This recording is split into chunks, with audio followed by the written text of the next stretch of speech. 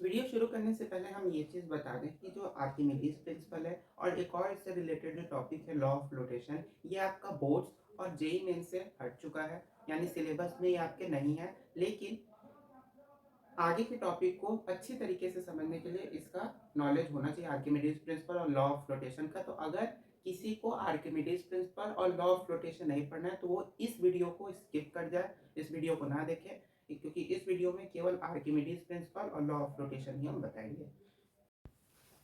चलो Archimedes principal को समझते हैं। यहाँ पे एक कंटेनर है जिसमें एक लिक्विड है जिसका डेंसिटी क्या है, रो। इस लिक्विड में एक सिलिंड्रिकल बॉडी है जिसको कि इस लिक्विड में इमर्स किया गया है, डुबाया गया है। उस सिलिंड्रिकल बॉडी का डेंसिटी है सिग्मा। उस सिलिंड्रिकल बॉडी का डेंसिटी क्या है, सिग्मा। इस सिलिंड्रिकल बॉडी पे ऊपर से एक प्रेशर लग रहा है P1 और नीचे से प्रेशर लग रहा है P2 और नीचे की तरफ वेट एक्ट कर रहा है mg। वेट कितना एक्ट कर रहा है, mg। लिक्विड के सरफेस से P1 प्रेशर जिस पॉइंट पे लग रहा है उसका हाइट क्या है, x। और सरफेस से P2 पॉइंट जिस प्रेशर पे लग रहा है, P2 प्रेशर जिस पॉइंट पे लग रहा है उसका हाइट क्या है, x प्लस h। यानी कि इस सिलिंड्रिकल पोर्शन का जो हाइट है वो क्या है, h। अब आर्किमिडीज प्रिंसिपल क्या बोलता है कि आप कोई भी बॉडी जिस लिक्विड में हम लोग उसको इमर्स करते हैं, डुबाते हैं, तो वो अपने वेट के इक्वल अमाउंट ऑफ लिक्विड को डिस्प्लेस करेगा वॉल्यूम में। मतलब जैसे ये जो बॉडी है, इस सिलेंडर का जो वेट होगा, इस सिलिंड्रिकल बॉडी का जो वेट होगा, उतना अमाउंट में लिक्विड का, इस लिक्विड का जो वॉल्यूम होगा वो डिस्प्लेस कर देगा। यानी इतने जगह में जो लिक्विड होगा उसको क्या करेगा, अपने वेट के अनुसार ये डिस्प्लेस कर देगा। यानी जितना इसका वेट होगा उतना वॉल्यूम ऑफ लिक्विड डिस्प्लेस। तो इसको हम लोग प्रूफ कैसे करेंगे आर्किमिडीज प्रिंसिपल को। देखो P1 पॉइंट पे प्रेशर क्या लग रहा है, रो जी एक्स, हाइट क्या है x। तो उस पॉइंट पे जो फोर्स लग रहा है वो क्या हो जाएगा, P1 इंटू ए। तो P1 प्रेशर का वैल्यू डाले तो F1 फोर्स निकल गया। अब इस F1 फोर्स को याद रखना है। फिर P2 पॉइंट पे भी सिमिलरली आपका क्या लगेगा, x प्लस एच। हाइट क्या हो जाएगा, x प्लस हाइट h, तो rho g x plus H. तो F2 P2 पॉइंट जो प्रेशर लग रहा है दूसरे लोअर सरफेस पे, उस पे फोर्स क्या हो जाएगा, rho g x plus h into area. Upper surface पे फोर्स क्या लग जाता है, rho g x into area, और लोअर सरफेस पे rho g x plus h into A. अब दोनों जो फोर्स का वैल्यू आया है F2 और F1, दोनों में आपका बड़ा कौन है, F2। F2 बड़ा है।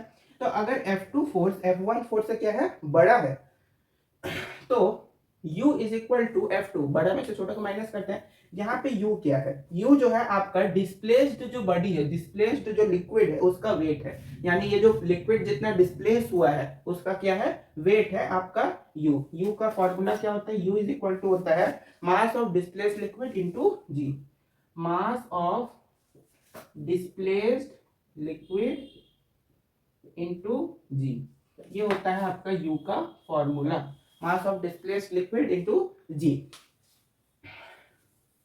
यहाँ पे जब F2 माइनस F1 किया गया तो rho g x plus s जो उसका वैल्यू था उसको माइनस किए, आपका फाइनल वैल्यू आया U is equal to rho g a into h. जहाँ पे ए एच आपका क्या होता है, ए एच होता है volume, area into height. Area था पाई आर स्क्वायर, याद करो, और उसमें हाइट से मल्टीप्लाई करते हैं तो सिलेंडर का वॉल्यूम आ जाता है, वॉल्यूम ऑफ सिलेंडर।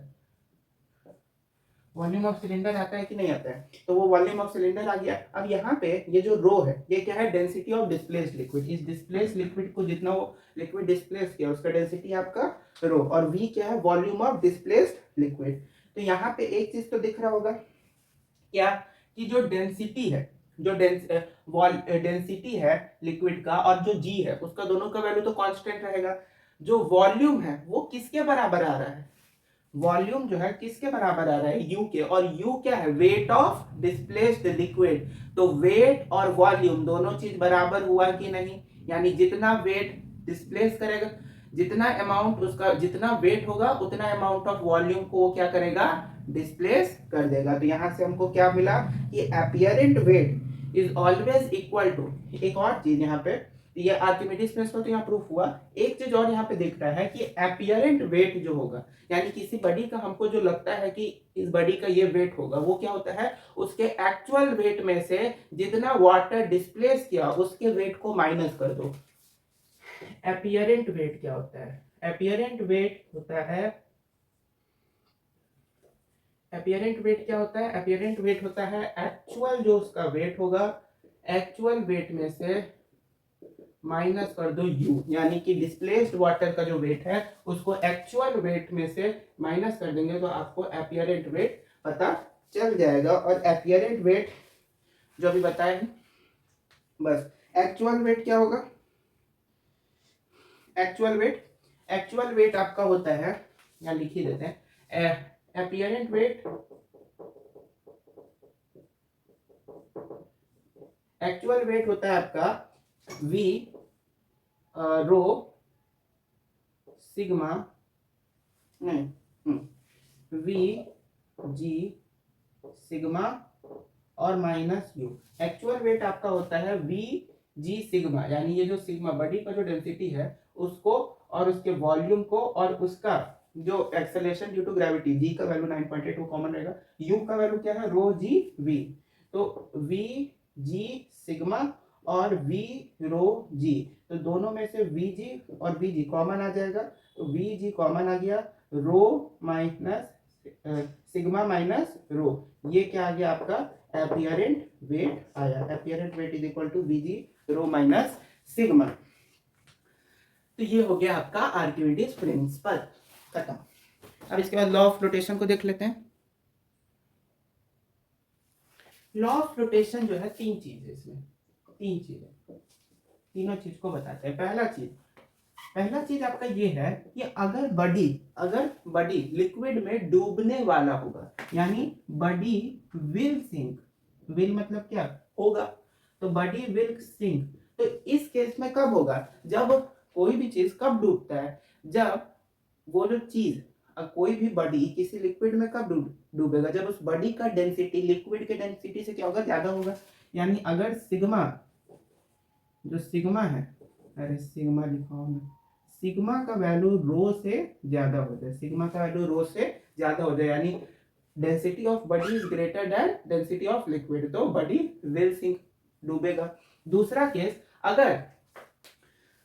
अगर बॉडी जो है फ्लोटिंग कर रहा हो, यानी बॉडी जो है फ्लोट कर रहा हो, लेकिन जैसे एक वाटर का जो लेवल होता है, वाटर का या कोई भी लिक्विड का जो एक लेवल होता है, जो सरफेस होता है, उस पर पूरी, जैसे ये अगर लिक्विड का सरफेस है तो इससे जस्ट नीचे यहाँ पे अगर वो बॉडी ऐसे ऐसे करके फ्लोट कर रहा है, तो उस केस में क्या होगा, बॉडी अगर फ्लोट कर रहा है तो उस केस में आपका जो सिग्मा का वैल्यू होता है वो रो के बराबर होता है। यानी in this case body float with no parts in air, यानी हवा में जो वाटर का सरफेस है इसके ऊपर क्या है, एयर है, तो एयर में ये जो मार्कर ही मान लो, ये मार्कर क्या है, बॉडी है, ये वाटर का सरफेस है, इसके नीचे ये क्या कर रहा है, फ्लोट कर रहा है, तो ये एयर जो है, एयर में इस बॉडी का कोई पार्ट नहीं होगा, यानी वो जो वाटर का सरफेस है उसके नीचे ही, थोड़ा सा ही नीचे होगा, ज्यादा नहीं, ऐसा नहीं कि एकदम 3 फुट नीचे, ये है, इसे बहुत इंच भर नीचे होगा, यानी लगभग टच करके तैरना होगा, और उसका एयर में कोई पार्ट नहीं होगा, तब सिग्मा रो के बराबर होगा, मतलब सतह के पास होगा एकदम। तीसरा, अगर बॉडी पार्शियली फ्लोट कर रहा है, यानी 1 मिनट के लिए तो डूब जा रहा है, फिर फ्लोट कर रहा है, फिर डूब जा रहा है, फिर फ्लोट कर रहा है, उस केस में आपका जो सिग्मा का वैल्यू होता है वो रो से गड़ा होता है। इस केस में body partially floats in a liquid, partially float करता है, यानी कभी डूबेगा कभी फ्लो करेगा, कभी डूबेगा कभी फ्लोट करेगा। तो यही था आज का वीडियो, खत्म।